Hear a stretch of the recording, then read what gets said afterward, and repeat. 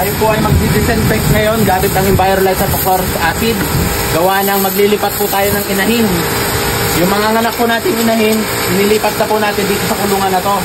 Kailangan po muna natin linisin at sprayan ng disinfectant gamit ang Envirolite hypochlorous acid. Yan. Daliin po natin guys mag-disinfect ng kulungan ng ating mga alagang baboy para po ito ay hindi po magkasakit. Yan. At ang mga bakterya, matagtal po at mga baho dito sa ating mga kulungan.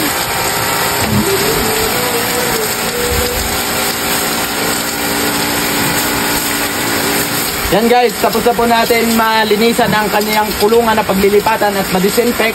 Yan po, na-disinfect na po natin.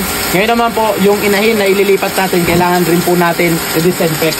Yan guys, ang gamit po natin disinfectant ay ang Envirolite hypochlorous acid. Inalo na rin po natin sa tubig pampaligo ng ating mga baboy para paglipat po natin dito. Yan, malinis na po sila. Sa nabibitin sa ganitong size ng Envirolite hypochlorous acid, meron po tayong mas pinalaking size. Ito po ang ating 20 liters. Po guys ay effective panlaban sa bakterya at viruses tulad ng ASF. Iwas na rin po guys sa mabahong amoy at langaw ng babuyan. Guys, nasa comment section po ang link kung paano maka-order and click the yellow basket. Okay?